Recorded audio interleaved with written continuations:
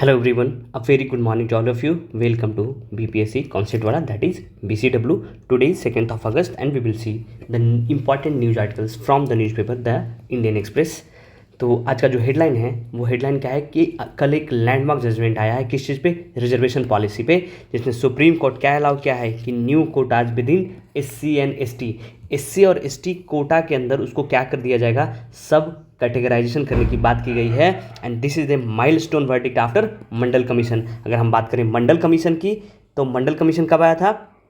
मंडल commission जो था एक सोशली यानी एजुकेशनली बैकवर्ड क्लास का कमीशन बनाया गया था, जिसको हम क्या बोलते हैं, SEBC भी बोलते हैं। और ये 1979 में बना था जनता पार्टी के द्वारा, और उसमें के प्रेसिडेंट कौन थे? मोरारजी देसाई। किस लिए बनाया गया था? To identify the socially and educationally backward class. तो उसके बाद बोला जा रहा है कि मंडल कमीशन के बाद एक माइलस्टोन जजमेंट दिया गया सुप्रीम कोर्ट के द्वारा कि SC और ST के अंदर भी हम लोग क्या करेंगे, सब कैटेगराइजेशन करेंगे, उसके अंदर भी कोटा के अंदर कोटा दिया जाएगा। ठीक है, उसी पे हम बात करेंगे आगे, इसमें हम डिटेल करने वाले हैं एनालिसिस। उसके बाद क्या है कि Delhi wants Raj Bhavan proactive share view and centre state differ. Governor का मीटिंग किया गया था, जितने भी स्टेट हैं सारे के सारे गवर्नर किन से मिलने गए थे? गवर्नर और उनके स्पाउस, जो भी रिलेटेड स्पाउस हैं, वो गए थे प्रेसिडेंट से मिलने। और वहाँ बोला गया कि आपको कन्फ्लिक्ट नहीं करना है। आप देख रहे होंगे अभी कर्नाटका में, बिहार में, झारखंड में, बिहार में नहीं झारखंड में क्या क्या होता था, स्टेट गवर्नमेंट और जो गवर्नर है, अभी आप देख रहे होंगे दिल्ली में कि जो लेफ्टिनेंट LG हैं और वहाँ के जो स्टेट गवर्नमेंट है, उसमें क्या होता है, बहुत ज़्यादा कन्फ्लिक्ट होता है। तो उसी के बारे में बात किया गया कि वैसा नहीं होना चाहिए, आपको प्रोएक्टिव होना चाहिए, सोशल मीडिया पे ज़्यादा से ज़्यादा एक्टिव होना चाहिए, लोगों के बीच में बात करना चाहिए, अगर कुछ पॉलिसी बनाई जाती है सरकार के द्वारा उस पर आपको सहमति जतानी चाहिए। ठीक है, ये सब बात किया गया है। बाकी ये देख रहे होंगे कि आर्मी पर्सनल असेंबल से Bailey bridge to connect Mundakkai and Chooralmala the two worst villages in Wayanad. आपको पता है कि वायनाड में क्लाउड बस्ट हो गया, ये सॉरी लैंडस्लाइड हो गया था। लैंडस्लाइड के कारण क्या हो गया था, दो गांव जो है पूरा बह गया था, बहुत ज़्यादा गांव का गांव पूरा डूब गया और लोग मर गए हैं। तो उसी के कारण वहाँ कनेक्ट करने के लिए, रेस्क्यू करने के लिए आर्मी को लगाया गया है और बेली ब्रिज को कनेक्ट किया गया है दोनों गांव से जो सबसे ज़्यादा वर्स्ट अफेक्टेड है। उसके बाद हमारे देश के नाम एक और मेडल, उनका नाम क्या है? स्वप्निल, जिनके द्वारा 50 मीटर में शूटिंग में फिर से एक ब्रॉन्ज मेडल आ गया है। ठीक है, आगे देखते हैं। आगे क्या है कि हिमाचल में क्लाउड बस्ट हो गया है और 5 लोग मर गए हैं और 50 लोग मिसिंग हैं। सो आप देख रहे होंगे कैसे हम लोग नेचर के साथ जब छेड़छाड़ किए हैं तो नेचर अपने पे आ गई है और वो क्या कर रही है, फिर से अपने हिसाब से उसको रिस्ट्रिक्ट कर रही है। कहीं क्लाउड बस्ट हो रहा है, कहीं क्या हो जा रहा है, लैंडस्लाइड हो जा रहा है, कहीं सूखा पड़ रहा है। ठीक है, so these are the main. एक क्या है कि bomb smuggled into Iran guest house. आपको क्या है कि हमास का जो चीफ था हेनिया, उनको मार दिया गया है। उसी के बारे में बोला गया है कि ये स्मगल किया गया था ईरान गेस्ट हाउस में बहुत पहले, और जब वो विजिट आया उसको उड़ा दिया गया। ठीक है, तो अब हम चलते हैं अपने PPT पे और उस पर देखेंगे कि जो न्यूज़ आर्टिकल्स है इंपॉर्टेंट, उसको हम एनालाइज करते हैं। So all right, welcome back again. Today is 2nd of August और we will see the important news articles. So the first news article is milestone after Mandal. आपको बताया भी मंडल कमीशन माइलस्टोन। तो अगर हम बात करें इसमें, तो ये पहले आपको बता दें ये केस क्या था। ये केस शुरू होता है 1975 से। कब से? 1975 से। 1975 में क्या हुआ था कि पंजाब गवर्नमेंट क्या किया, पंजाब गवर्नमेंट बोला कि वहाँ के जो SC हैं उसको 25% रिजर्वेशन देगा, और जो 25% रिजर्वेशन था स्टेट का उसको डिवाइड कर दिया दो भाग में। दो भाग में कौन कौन सा भाग में? एक बोला गया कि एक वाल्मीकि कम्युनिटी और जो मजहबी सिख हैं उनको आधा दिया जाएगा, और बाकी जो है अदर SC को दिया जाएगा। किसको किसको? वाल्मीकि कम्युनिटी के लोगों को और मजहबी सिख को।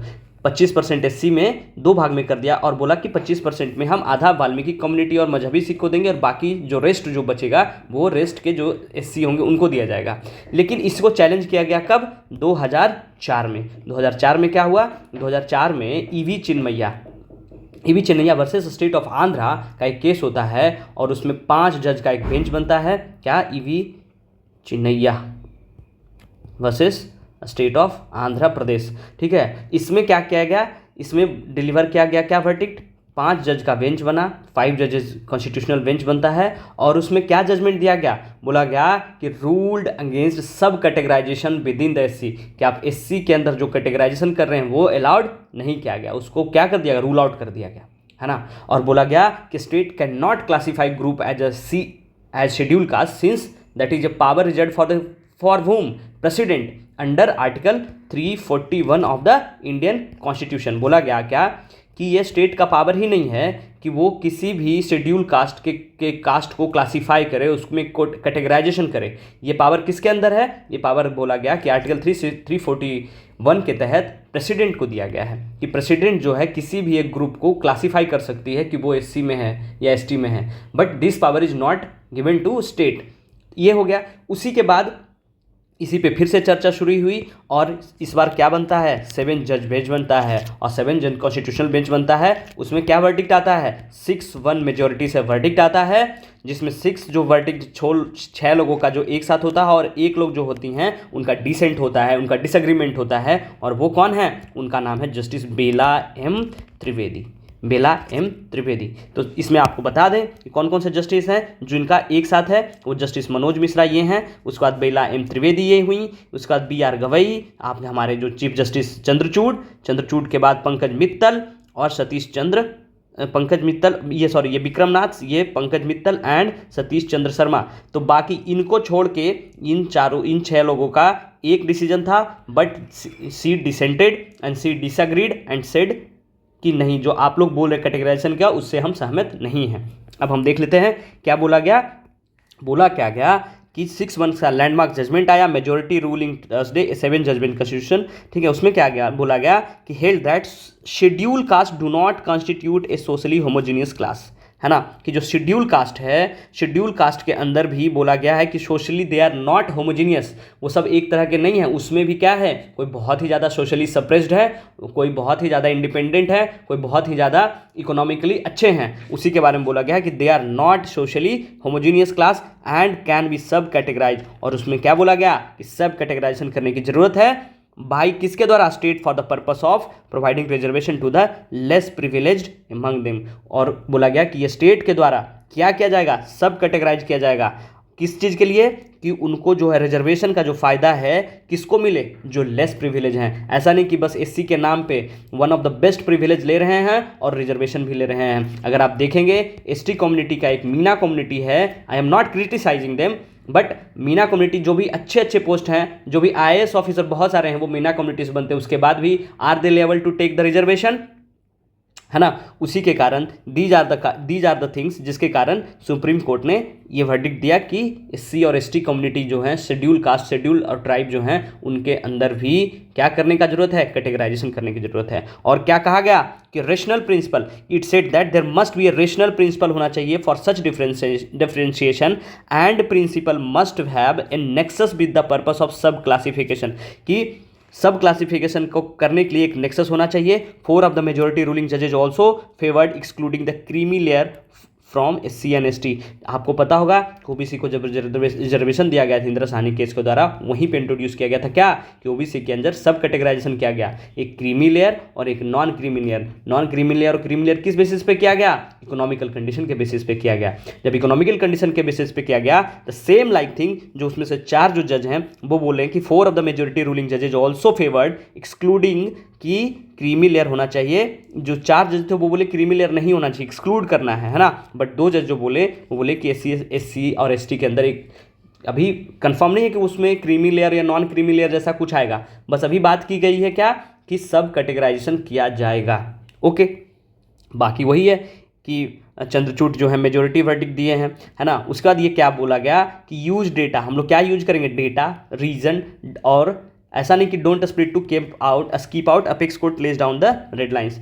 बोला गया कि इंपिरिकल डेटा जो रीजनेबल ग्राउंड होगा that will be the subject to judicial security, है ना, scrutiny, avoiding the perils of micro classification. This is how the supreme court in its verdict allowing sub classification within scheduled caste and scheduled tribe quota has underlined the principles that will operationalize the new framework। बोला गया कि हम लोग ऐसे ही नहीं कर रहे हैं, क्या इपनिकल डेटा लिए हैं, रीजनेबल ग्राउंड होगा, है ना, जुडिशियल स्क्रूटनी किया जाएगा उसी बेसिस पे। ऐसा नहीं कि आंख बंद करके कर दिए हैं, हम लोग डेटा यूज किए हैं, अच्छा रीजन ग्राउंड, बढ़िया रीजन देंगे उसके बाद, ठीक है।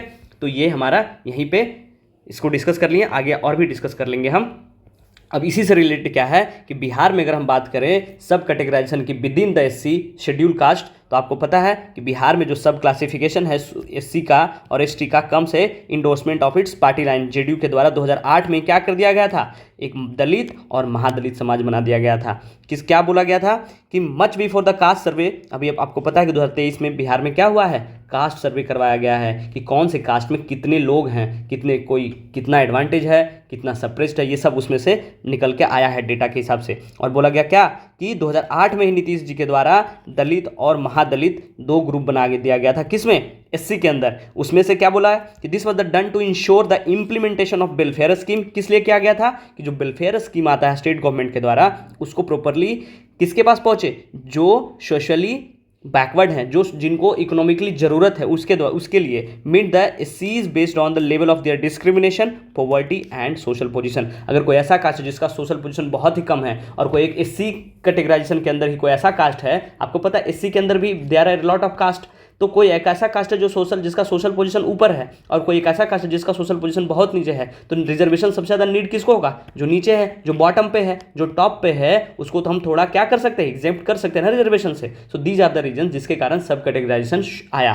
ठीक है, तो बोला गया कि as per the categorization Dalit group include Paswan, जो पासवान है उनको दलित ग्रुप में रखा गया था, वाइल द महादलित कैटेगरी में कंसिडर किसको किया गया, जो मोर डिसएडवांटेज है हैज, और 21 जो एससी ग्रुप है उसके अंदर उसको रखा गया था। 2008 में अगर बात करें तो JDU has been rolling out over dozen welfare scheme, skill development and educational program for Mahadalit, है ना।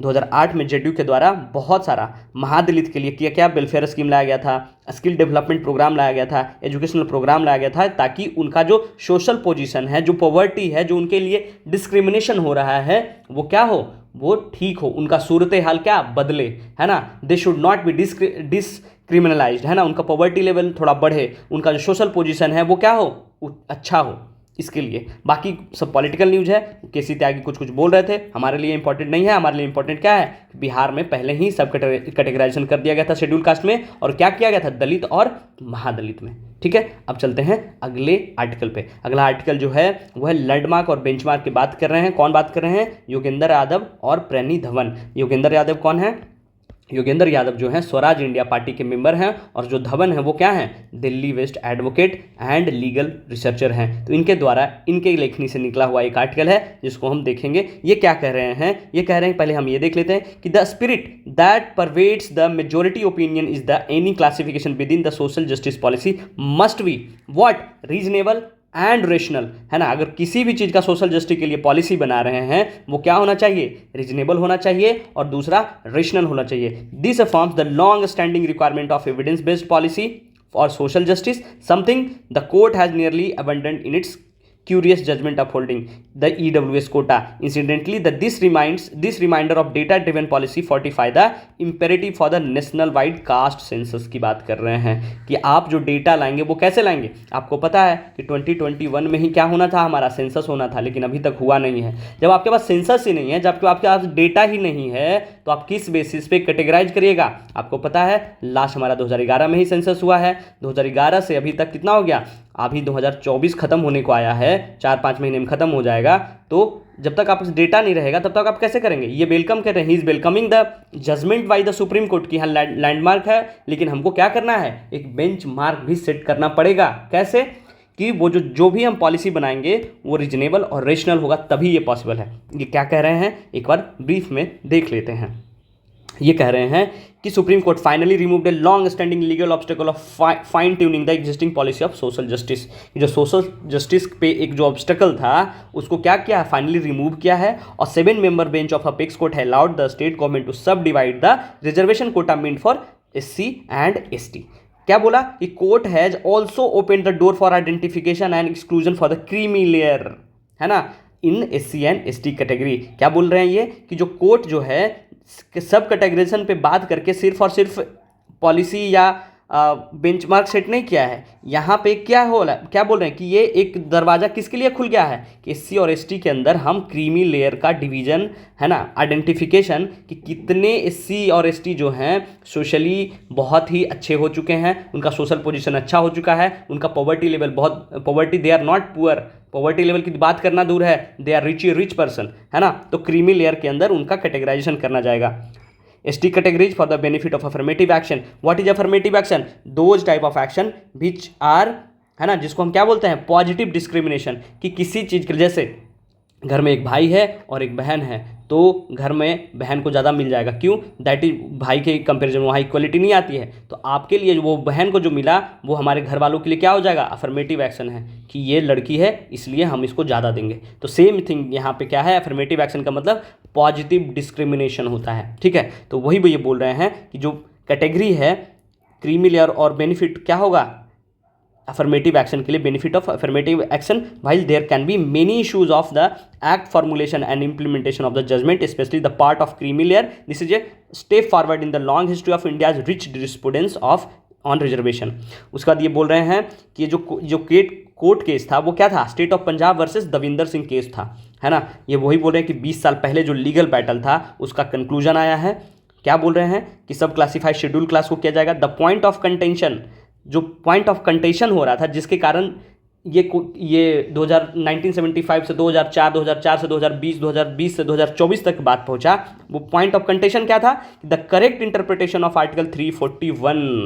आपको मेन चीज़ कहाँ है कि किस चीज़ का, जो हम इस पर डिस्कशन क्यों कर रहे थे कि जो पावर है किसका, इंटरप्रिटेशन है किसका, आर्टिकल 341 का, जो क्या है कि जो प्रेसिडेंट है किसी भी कास्ट या कम्युनिटी को एससी और एसटी में सिर्फ और सिर्फ प्रेसिडेंट कर सकता है, उसी पे हम इंटरप्रेट करने की बात कर रहे थे कि the point of contention was the correct interpretation of article 341 of the constitution that empowers the president to notify the list of caste of deemed as schedule caste throughout the country. वो वही बता रहे हैं कि 2004 में EB चिन्मैया case हुआ था, फिर article 341 ultra technical view of 341 हुआ, आपको जो सब ऊपर में बताया कि कास्ट अक्रॉस द डाइवर्स ये सब हुआ। उसके बाद ये जजमेंट बताया कि जजमेंट ऑफ ईबी चिन्मैया में सफर किया गया basic disconnect with the social reality, fail to acknowledge the category like schedule caste and schedule tribe very large basket that contains social group of different status. ये आप खुद से पढ़ लीजिएगा, आपको सब समझा दिए, समझ में आ जाएगा, ठीक है। अगर हम बात करें, ये क्या बोल रहे हैं कि ये बोल रहे हैं कि historically they have very uneven exposure of modern education. किसके बारे में बात कर रहे हैं कि जो एसटी और एससी हैं उनमें जो लार्ज बास्केट है based on their traditional occupation and therefore varying degree of disadvantage. Historically अगर हम देखेंगे they has very uneven exposure of modern education. SC के अंदर में कुछ ऐसे कास्ट हैं जो क्या है, जिनका ऑक्यूपेशन पुराना है, वो ट्रेडिशनल ऑक्यूपेशन उसी को फॉलो करते आ रहे हैं। अगर हम बात करें सो कॉल्ड, जिनको हम चमार बोलते हैं, जिनको हम मुसहर बोलते हैं, तो जो सोसाइटी है और या फिर वो खुद जो हैं वो सोचते हैं कि उनका जो ट्रेडिशनल ऑक्यूपेशन है कि वो कचरे के साथ रहेंगे, दे सीवर लाइन को वही साफ़ करेंगे, है ना, कि कोई भी जनरल का या ओबीसी का बहुत कम आपको मिल जाएगा। तो वही बात कर रहे हैं कि they have uneven exposure of modern education. अगर वो मॉडर्न एजुकेशन जानते, मोस्टली जो हैं, अगर वो अच्छे से पढ़ लिख जाते तो क्या वो काम करते, वो भी अभी टॉप ऑफ पोस्ट पे जाते हैं, वो भी पॉलिटिक्स में उनका भी रिप्रेजेंटेशन अच्छा होता। लेकिन वो बोले कि modern education were there for unequally place to take advantage of policy, इसलिए हम क्या करते हैं, अफर्मेटिव एक्शन लाते हैं। Just look at the stark inequality in educational level shown in the latest caste survey data among different caste within the category of Bihar. Bihar में SC category के अंदर जो डेटा है उसमें वो देखने को मिल रहा है। क्या बोल रहे हैं कि हर एक 10,000 में 124 धोबी हैं, एक धोबी कास्ट के जो लोग हैं हैज़ डिसेंट, जिनके पास डिसेंट डिग्री है पीजी या प्रोफेशनल का, कोई हायर एजुकेशन में। While this number was 45 for Dusadh community and just 1 for most disadvantage Musahar community. बोला जा रहा है कि 10,000 लोगों का सर्वे में क्या बोला जा रहा है कि 125 जो हैं ओनली धोबी कम्युनिटी के जो कास्ट लोग हैं उसमें प्रोफेशनल, जिनके पास पीजी डिग्री या कोई प्रोफेशनल डिग्री है ना। और अगर हम बात करें दुसाद कम्युनिटी में तो सिर्फ 45 है, और अगर हम बात करें कि मोस्ट डिसएडवांटेज मुसहर कम्युनिटी में तो सिर्फ और सिर्फ 1 है 10,000 में। तो आपको यहाँ दिख रहा होगा कि एससी कम्युनिटी में भी कितना ज़्यादा डिस्क्रिमिनेशन और कितना ज़्यादा डाइवर्स हैं कि उसमें भी कुछ लोग में 124 लोग हैं, कुछ में 45, और सबसे डिसएडवांटेज जो है मुसहर कम्युनिटी है। उसी तरीके से तमिलनाडु का एग्जांपल दिया गया है ना, बाकी और भी। उसके बाद क्या बोल रहे हैं कि it affirms that the equal protection of law is not a rule that forbids both the beggar and the king from the begging in the street. ठीक है, उसके बाद इंदिरा साहनी का वही जजमेंट के बारे में बोल रहे हैं 1992 में जो हुआ था कि enriches the struggle for broader most effective and fair and alternative action regime की बात कर रहे हैं। अब ये क्या बोल रहे हैं कि can the same logic can be extended for the creamy layer, जो ओबीसी में हुआ गया था कि जो इंदिरा साहनी केस में बोला गया कि जो हम ओबीसी को जो है सब कैटेगराइजेशन करेंगे और क्रीमी और नॉन क्रीमी लेयर में डिवाइड किया गया था, तो उसी पे ये बात करें कि क्या शेड्यूल कास्ट में सेम लॉजिक को एक्सटेंड किया जाएगा। So for the policy of excluding the privilege section creamy layer, है ना, in the language of Indira Sawhney judgement within the reservation category of applicable to OBC but not the SC और ST category. इसी पे बात कर रहे हैं कि with the issue is not referred to, ये जो इशू था वो कॉन्स्टिट्यूशनल बेंच जो हुआ बीआर गवई के द्वारा, वो उस पे इशू पे रेफर नहीं किया गया। वो कौन कौन सा जो जस्टिस थे वो क्या बोले उस पे बात किया गया है, आप एक बार पढ़ लीजिएगा। उसके बाद ये क्या बोल रहे हैं, the landmark judgement like this is bound to be disputed both in legal और पॉलिटिकल सर्कल। ये जो इस तरीके का जो लैंडमार्क जजमेंट है वो क्या है, this is bound to be disputed both in legal और पॉलिटिकल सर्किल में भी क्या है, ये बॉन्ड है। This might be seen as the thin end of the wedge that may lead to dilution of the affirmative action regime.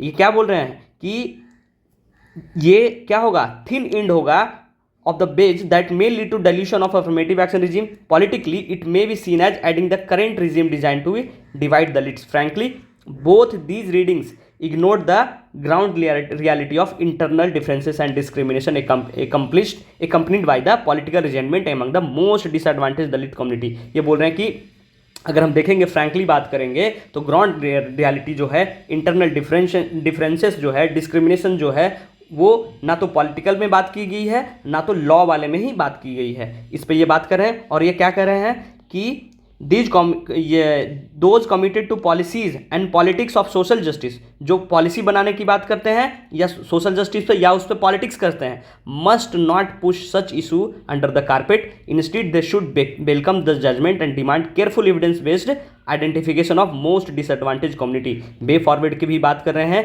क्या बोल रहे हैं कि जो पॉलिटिक्स, जो इस पे पॉलिटिक्स करते हैं सोशल जस्टिस पे या उस पे जो पॉलिसी बनाते हैं, उनको क्या करना चाहिए, ये इसको कारपेट के नीचे नहीं डालना चाहिए, मतलब ठंडा बस्ता में नहीं डालना चाहिए। और डिमांड क्या करना चाहिए कि केयरफुल एविडेंस बेस्ड आइडेंटिफिकेशन होना चाहिए, किसका, जो मोस्ट डिसएडवांटेज कम्युनिटी है ना, जिसके लिए provision ensure that the sub division of the creamy layer do not become a route of diverse SC/ST quota seat to non reserve. ऐसा ना हो कि SC/ST कोटा को डाइवर्ट करके हम नॉन रिजर्व कैटेगरी में चेंज कर दें और जो डिसएडवांटेज लोग हैं, जिनको जरूरत है, जिनको अफर्मेटिव एक्शन की जरूरत है, उनको कुछ ना मिले। ठीक है, so this was the article by the Yogendra Yadav and Pranay Dhavan. इसको खुद से एक बार पढ़िएगा, ज़्यादा क्लैरिटी आपको मिलेगा। अब आते हैं इस पे एक्सप्लेन सेक्शन में, जो है कि सब क्लासिफिकेशन ऑफ ST/ST की बात की गई है। सेम चीज़ इसमें भी वही है। ठीक है, यहाँ भी सेम चीज़ बात किया गया है कि 6(1) रूलिंग था, जिसमें ये चीफ जस्टिस जो चंद्रचूड़ हैं वो permitted state to create a sub classification within the SC/ST categorization. आपको सब कुछ बता दिए हैं, कॉन्टेक्स्ट क्या है कि आर्टिकल 341 को हमें ये अलाउ करता है प्रेसिडेंट को कि वो लिस्ट जो है वो बनाएगा, किसी को वो डाल सकता है। 15% रिजर्वेशन की बात की गई थी, किस चीज़ में, एजुकेशन और पब्लिक एम्प्लॉयमेंट में। सेम चीज़ जो आपसे अभी तक हम डिस्कस करते आए हैं वही सब कुछ लिखा हुआ है। इसमें ये बोला गया है कि इशू क्या है कि क्या all the caste in the SC list to be treated similarly, कि जितने भी SC कास्ट के अंदर हैं उसको सिमिलरली हम क्या करेंगे, ट्रीट करेंगे। दूसरा कि can state tinker with the sub classification of presidential list. और तीसरा सवाल क्या है कि what is the yardstick of sub classification. और जो does the creamy layer principle apply to schedule caste, कि क्या क्रीमी लेयर वाला जो सिस्टम था जो OBC में लाया गया, कि क्रीमी और नॉन क्रीमी का जो कॉन्सेप्ट लाया गया था, क्या सेम कॉन्सेप्ट जो है SC और ST वाले में सब कैटेगराइजेशन में अप्लाई किया जाएगा, ये सब देखना है। और ये क्या बोला गया, स्टेट बाय स्टेट जो है प्रोविंशियल, ट्राइबल और दलित कम्युनिटी है उसके बारे में है कि महाराष्ट्र की अगर बात करें तो more than 3 dozen SC community जो है महार और मतांग के हैं, है ना। गोंड भी वहाँ बहुत ज़्यादा रहते हैं विभद्र एरिया में। उसके बाद भील हैं। राजस्थान में बात करें तो मेघवाल जो है लार्जेस्ट SC कम्युनिटी है ना। ये सब खुद से पढ़ लीजिएगा, ये तो बस फैक्ट लिखा हुआ है, इसमें कुछ समझाने का तो है नहीं कि हम आपको बोल देंगे, बोलने से क्या होगा, आपका टाइम ही जाएगा। अगर खुद से पढ़ेंगे, नोट्स बनाएंगे, ज़्यादा इंपॉर्टेंट होगा। जो फैक्ट है वो फैक्ट है। उड़ीसा की बात करें तो ये उड़ीसा में क्या है, खोंड के बारे में बोला गया, संथाल हैं, गोंड हैं, ये सब है। छत्तीसगढ़ की में बात करें तो बोला जा रहा है कि ST are more than 30% of state, 2.55 crore population. Gond जो मोस्ट डोमिनेंट है ना। मध्य प्रदेश में बात करें तो ये वल्लई जो है। वेस्ट बंगाल में राजवंशी हैं, मतुआ हैं। गुजरात में बात करें तो वंकर हैं। असम की बात करें तो बोडो, कार्बी, त्रिपुरा की बात करें तो क्या है, देबर्मा, है ना, दास, बेदियार, सबकर, सरकार। उत्तराखंड की बात करें तो ठाकुर ब्राह्मण अराउंड 55% है पॉपुलेशन, और ओबीसी 18%, और SC ST जो together just about 22%, Harijan and Valmiki. आपको ये बताना है कि विच इज़ द, कौन सा एक स्टेट है जिसमें सबसे ज़्यादा SC पॉपुलेशन है, नंबर वाइज और परसेंट वाइज जो है अलग है। आपको क्या बताना है कि SC का परसेंट जो है, पॉपुलेशन ऑफ SC परसेंट सबसे ज़्यादा कौन से स्टेट में है, और नंबर ऑफ SC पॉपुलेशन सबसे ज़्यादा कौन स्टेट में है एज पर द सेंसस 2011 के हिसाब से कौन सा स्टेट है। ठीक है, अगर मन करे तो ST का भी नंबर वाइज और परसेंटेज वाइज बताइएगा, है ना। उसके बाद आप बिहार का भी, बिहार में कितना SC पॉपुलेशन है और बिहार में ST पॉपुलेशन कितना है वो भी कमेंट में करके आप लोग बताइएगा। आपको पता है ये बहुत ही सवाल आता है, लार्जेस्ट ट्राइब कौन सा है ये भी बताइएगा। ठीक है, अब आते हैं अगले आर्टिकल पे कि identifying the creamy layer model of OBC reservation. इसमें वही बात करेंगे कि क्रीमी लेयर रेफर किसको बोलते हैं। सुप्रीम कोर्ट के द्वारा जो इंदिरा साहनी केस था उसी में आपको सेम चीज़ वही बताया जाएगा कि 1992 में 9 जज बेंच बना, added by justice BV Jeevan Reddy, appealed the 27% of OBC reservation subject to exclusion of creamy layer और more socially, economically and educationally disadvantage member among OBC के अंदर जो सब कैटेगराइजेशन किया गया था, बोला जो ज़्यादा सोशली बैकवर्ड हैं, इकोनॉमिकली बैकवर्ड हैं, एजुकेशनली डिसएडवांटेज हैं, उनके लिए 27% का कोटा दिया गया, रिजर्वेशन दिया गया अलग से। और the creamy layer is not the same as sub classification और सब कैटेगराइजेशन। सेम चीज़ वही है कि how is the creamy layer among the OBC identified. आपको सब कुछ समझा दिए हैं, खुद से एक बार पढ़ लीजिएगा और पढ़ने के बाद आपको सब समझ में आएगा। टाइम वेस्ट करने से सेम चीज़ को हम बार बार रिपीट करेंगे, कोई फायदा तो है नहीं। How might the creamy layer among SC ST be decided, वो सेम चीज़ फिर यहाँ बे फॉरवर्ड लिखा हुआ है। अभी जो है कोर्ट के द्वारा ये देखना होगा कि कोर्ट या तो इस पर कुछ रूल बनाती है या ये जो जजमेंट आया है उसको सेंटर के द्वारा नहीं मानने के लिए क्या करें, कोई लॉ बना के उसको खारिज कर दिया जाए। ये देखने लायक बात होगा। अभी तो कल जजमेंट ही आया है, बस बहुत ध्यान क्या रखना है कि सुप्रीम कोर्ट के द्वारा आर्टिकल 341 को अच्छे से उसी पे एनालिसिस किया गया और बोला गया कि SC और ST को सब कैटेगराइज किया जाना चाहिए। ठीक है, आपको हिस्ट्री भी बता दिए। उसके बाद आपको shooting deliver 3rd medal, shooting में ही हमारा 3रा मेडल आया है। अगर हम बात करें तो इनका नाम क्या है, स्वप्निल कुसाले इनका नाम है। आपको पता होना चाहिए, स्वप्निल SWAPNIL कुसाले कहाँ के रहने वाले हैं। ये बात करें तो ये कंबालवाड़ी, कोल्हापुर, महाराष्ट्र के रहने वाले हैं। ठीक है, और ये किस चीज़ में जीते हैं,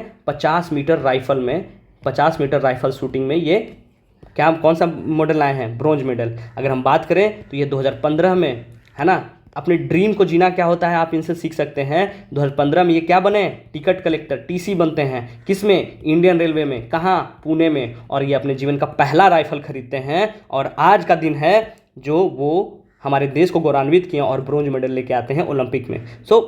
आपको अगर अपने मजबूरी पे रोना है तो रोते रहिएगा, अगर आपको लड़ना है तो लड़ के आप जीत सकते हैं। दीज आर द एग्जाम्पल्स कि आप देख सकते हैं कि वो कोई आदमी TC बनता है और TC बनने के बाद ये सपना देखता है कि हम ओलंपिक जीतेंगे और अपने जीवन का पहला राइफल लेता है 2015 में, और 2024 में वो जीतता है 50 मीटर राइफल में ब्रॉन्ज मेडल, है ना। मोटिवेशन देख सकते हैं आप। ठीक है, अगले आते हैं indexation withdraw on the grand.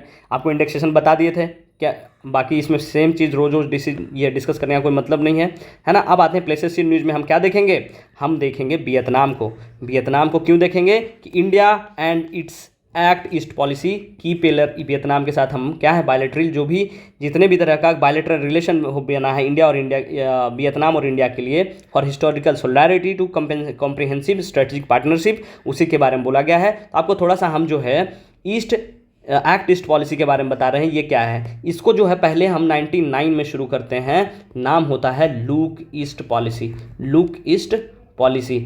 Policy. किस लिए, to cultivate extensive economic and strategic relation with the south east nation. जो भी साउथ ईस्ट नेशन है जो हमारा है, ये देखिए ये हमारा इंडिया है और यहाँ पे जो है ये साउथ ईस्ट नेशन है। साउथ ईस्ट एशिया में हम किस में आते हैं, साउथ एशिया में।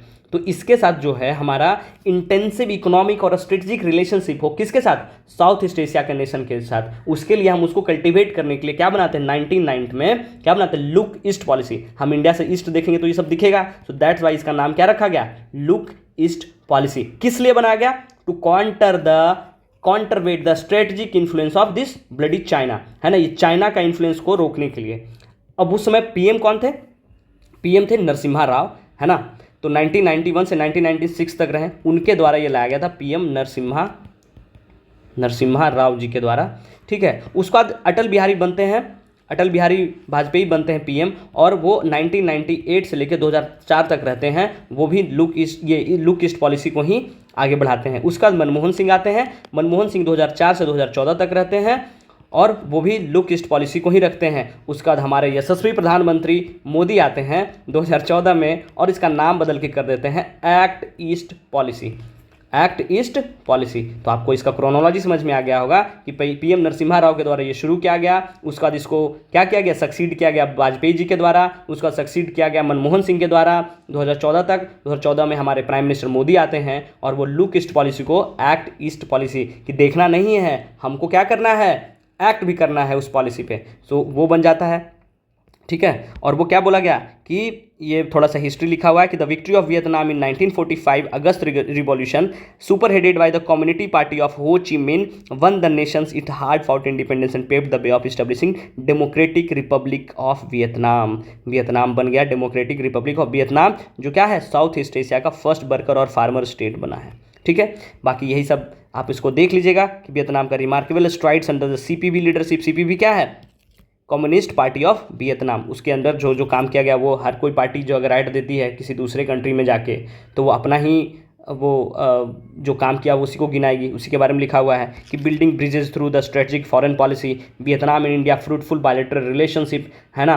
वियतनाम के पीएम जो है फार्म मिन चिन, वो इंडिया का विजिट है, उससे क्या क्या फ्रूटफुल होने वाला है वो है बताया गया है। अब हम देख लेते हैं हम मैप पे कि हमारे इंडिया से जो वियतनाम है वो किस तरफ है। अगर आप वियतनाम को देखेंगे तो वो क्या है, ईस्टर्न एज पे दिखेगा। ये एज जो है ईस्टर्न एज है किसका, साउथ ईस्ट एशिया का। This area is south east Asia. South east Asia के एज पे देखेंगे ना, यहाँ पे ये देखिए, साउथ ईस्ट एशिया का एज पे देखेंगे तो मिलेगा आपको क्या, कौन सा कंट्री, वियतनाम। आपको 2-4 दिन पहले भी वियतनाम के बारे में बताएंगे, लेकिन आज भी न्यूज़ में था तो सोचे एक बार फिर से बता दे रहे हैं, ठीक है। इसका कैपिटल अगर देखेंगे तो कैपिटल कहाँ है, हनोई, राइट। ये है वियतनाम। दिस ग्रीन वाला जो पोर्शन है, ग्रीन से जो इसका बाउंड्री है, ये है वियतनाम। अगर हम वियतनाम को देखेंगे तो नॉर्थ में क्या है, चाइना है, इसका बॉर्डर है ना। उसके बाद लाओस और कंबोडिया किस में, वेस्टर्न रीजन में है। उसका जो हो चिन मिन जो सिटी है वहाँ का लार्जेस्ट सिटी है, और जो हनोई है वो उसका क्या है, कैपिटल है। अगर हम देखेंगे मैरीटाइम में तो यहाँ पे फिलीपींस हो जाएगा, यहाँ पे आपको मलेशिया दिखेगा, यहाँ पे इंडोनेशिया दिखेगा, इसके साथ भी ये बॉर्डर शेयर करती है। गल्फ ऑफ थाईलैंड के साथ देखेंगे, यहाँ पे क्या है, गल्फ ऑफ टोंकिन। आपको ये देख रहा होगा क्या है, ये है मेकोंग रिवर डेल्टा। आपको बताना है कि मेकोंग रिवर जो है उसका ओरिजिन कहाँ से है, कहाँ से निकलती है, कौन कौन से देश से होके आती है, ये बहुत से देश में बाउंड्री बनाती है, और ये कहाँ पे आके फॉल करती है। फॉल तो आपको बता ही दिए हम, लेकिन आपको क्या बताना, ओरिजिन और कौन कौन से कंट्री से मेकोंग रिवर गुजरती है और कहाँ पे आके फाइनली गिरती है, ठीक है। आपको इससे ज़्यादा जानने का कुछ ज़रूरत है नहीं इसके लिए। और आपको ये बता दें कि इसको क्या बोलते हैं, वियतनाम को socialist republic of Vietnam, SRV, socialist republic of Vietnam, ठीक है। तो फिर हम मिलते हैं। I end my discussion for today's newspaper here and we will meet tomorrow. Thank you so much.